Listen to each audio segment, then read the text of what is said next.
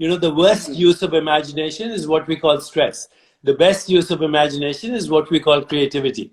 So, but that cannot happen unless you are the witnessing awareness in which thoughts are coming and arising. So I don't encourage people to think positively because they get stressed about it. You know, they're trying so hard to think positive. To think positive, right. Stressed.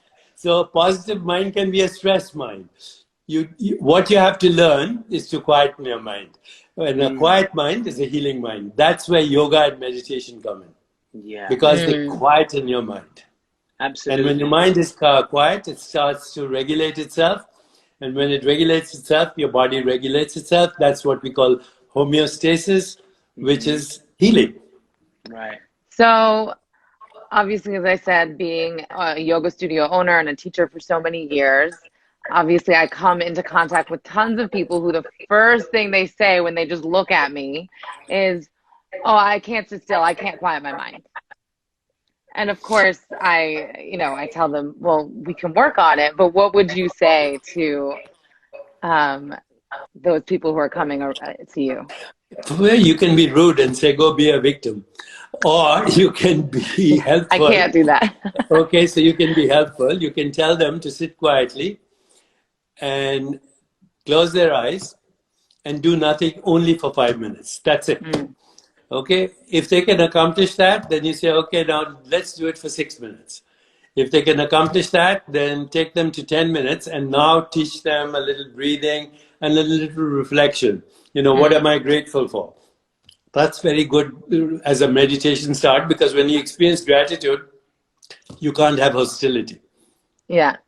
That's a start. Then you go further slowly. Take people one step at a time. Got you. What would you, so I have a friend, we were having a talk about this particular topic where he's a cynic. He doesn't believe in the, you can change your state. He doesn't believe in just by being grateful for certain things. And I said, why don't you believe in it? What is it that you don't believe about this? And I think he has related it to some type of airy. And also he might have had a past experience sometimes too, which. Right. And so I thought to myself, okay, there must be tons of people in this world who, for lack of a better word, are jaded. And they've had a bad experience. Somebody they love died. They've been good their whole life, but their mother got taken away from them at an early age. They now longer don't have faith. They don't believe in the universe giving you good things, and they certainly don't believe in God.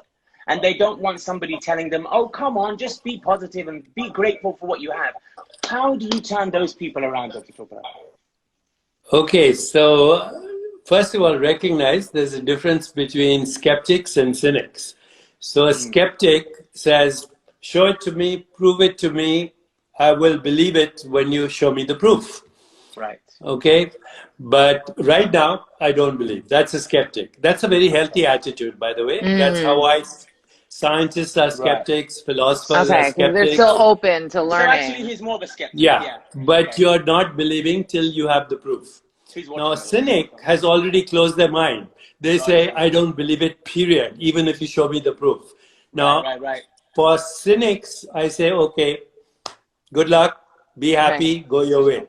Okay, for skeptics, you can show them the literature. Just go on Google, type out scientific evidence for meditation, and you'll come up with thousands of scientific references that show what happens to your brain, to your nervous system, to your autonomic nervous system, to your inflammatory markers, to your biological responses, to what is called gene activity. We just published a paper in a Nature journal, which is a high-impact journal from England, where we showed that in 1 week retreat of meditation and yoga, people who practice that, genes that activate self-healing and self-regulation and homeostasis went up like 17% over baseline. Amazing. Genes that cause inflammation went down significantly. There's the proof, published by UCSD, Chopra Foundation, Scripps, Harvard, you name it. I mean, the most prestigious institutions of the world. Now, if I show you this and you say, I still don't believe it, then okay, go fishing. Right. That's actually very well explained. That is very well explained, because I'm so interested in all of that stuff. My previous another life, it feels like, when I was studying to be a doctor, you know, and just really the fact that our mind, I like to look at it like a little computer. It's like a little pharmacy, right? You come over there and you give your little prescription, and he goes, oh, this is what you need. And he goes and gets the little bottle for you, and he gives you little chemicals, and you feel a certain way because of it. And that has always fascinated me. And it wasn't until really Tara, with her yoga, got me into yoga, what, a year ago now? Yeah, and we've been together 12 years. Wonderful. And he finally just joined onto the yoga. Wonderful. So let me tell you something. You know, when you feel good, when you have empathy, compassion, love, joy, peace of mind, equanimity, then your brain, and this is neuroendocrinology speaking, your brain creates things like oxytocin, dopamine, serotonin, opiates, which also happen to be immunomodulators. It triggers the release of cortisol, which suppresses the immune system, and also adrenaline, which causes inflammation in the body. So you can see that just from moment to moment, how what's happening in your mind affects your brain chemistry, and what's happening in your brain chemistry affects your immune and endocrine system. This is called psychomodulation.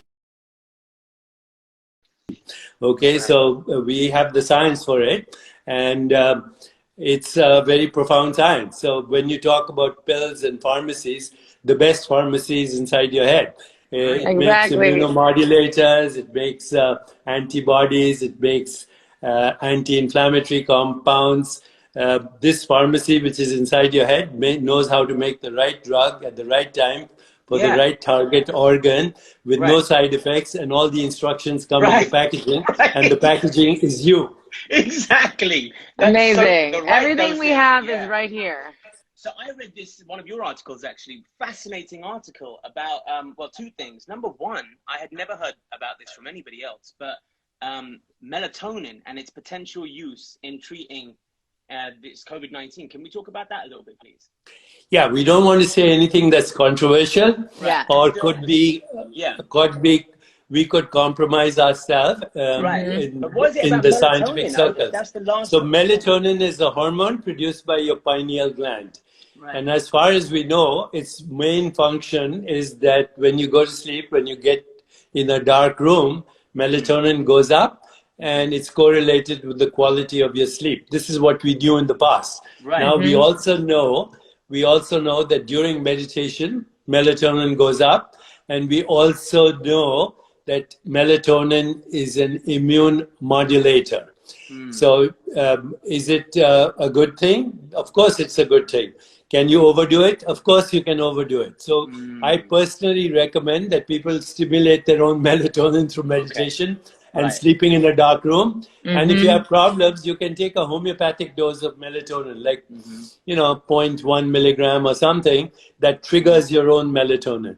And then in future, we'll see what it does to, you know, people who have cancer, etc. But it will not be the solution. It will be one thing amongst many. Right. Do you think there's no one thing that is a solution for anything. Right. It's your entire life. Everything coming together. You sleep, your meditation, everything coming together. Yeah. Even there was another article that you wrote, right, about the yoga and meditation and how that can suppress the overactivity of the immune system. Yeah, overreactivity of the immune system can cause inflammation, and that's what we call sympathetic overdrive. When you practice yoga, you do the opposite. You stimulate a nerve in the body called the vagus nerve. The vagus nerve. The vagus nerve is related to the English word vagabond. It goes everywhere in the body, and it actually counters the effect of the sympathetic nervous system.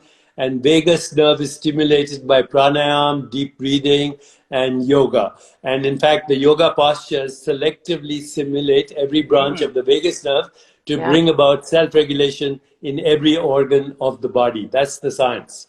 So this is what happened to me after we had our second child, Aryan, who's about a year and a half now.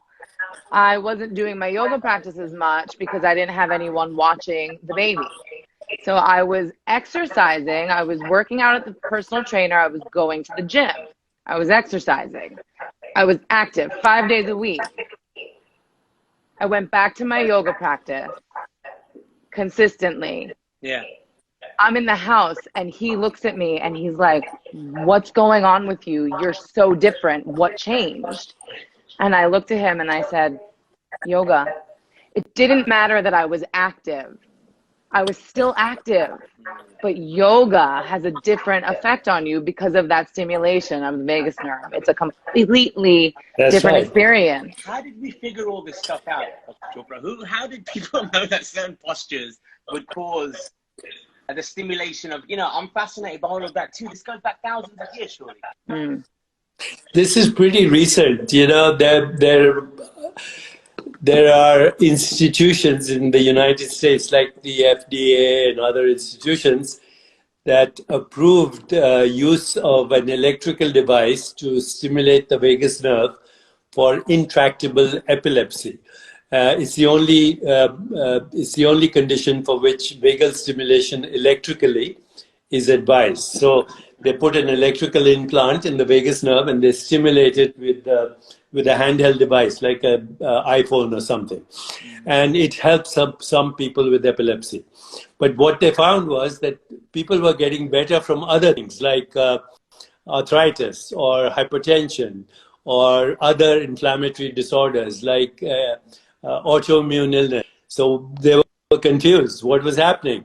And it was discovered that the vagus nerve has bidirectional traffic. It travels from your brain, it influences every organ in the body, including the microbiome in your intestine, which incidentally also produces certain opiates and dopamine and all of that. And then it goes back, sending messages to the brain. At this point, scientists came up with what is called the polyvagal theory and found that when you practice yoga, when you practice deep breathing, and when you chant, when you chant or when you sing, you should know this, Jade. When you sing, you stimulate the vagus nerve. Yeah. And that just singing will stimulate the vagus nerve. Yeah. So now we know there's a scientific basis for why people feel better after they sing or they chant or take deep breath or do yoga. This is the scientific basis. It's amazing. I almost feel like we were a perfect design in some sense. Like, we, like you said, we have all of the chemicals and stuff inside of our bodies. If we just knew if we knew ourselves better, if we knew our minds and our bodies better, if we knew how to tap into ourselves to do that. Can I ask you a question? I don't know, do you still practice medicine? Are you, or do you still actively practice it? Or? I am a professor at UCSD Medical School in the Department of Public Health. Right. And I have a group practice in California with about 5 or 6 physicians, but I mostly teach these days. And when there are patients who have complicated issues, then I consult with my physicians who are part of the group practice. Got you. So my question really was going to go actually to medicine. There are many people who believe that these manufactured medicines, that we don't need them. We can heal ourselves through our body. And then of course there are other medicine has increased the longevity of our lives. So it's done so much good too. When you were practicing and then you found this now, what you're doing for the rest of your life, between those two, do you feel like you have all the answers now? You are so learned, you have so much knowledge. If you ever find yourself having a bad day, somebody's upset you, work hasn't gone right, there's too many emails, there's too many this, there's too much that. Is it immediate for you? Do you know how to immediately do it? Or do you have somebody that you need? This is almost embarrassing. I don't experience stress, period. I don't know what it is. I hear from other people what stress is. I can see their biological responses, but I don't experience stress. I think it's the worst use of our imagination. So I don't go there at all. Now, of course, it's not true that I know everything. We are always learning. Knowledge is infinite, and you cannot, the more you know, the more you realize that you know less. Well, you don't know. Pharmaceuticals are very helpful in acute illness. If you have pneumonia, you better take the antibiotic. Meditation can come later, right? Right, exactly. If you break your leg, you need to see an orthopedic surgeon. Exactly. Right. If you have appendicitis, you better take it out. Take it whatever. out.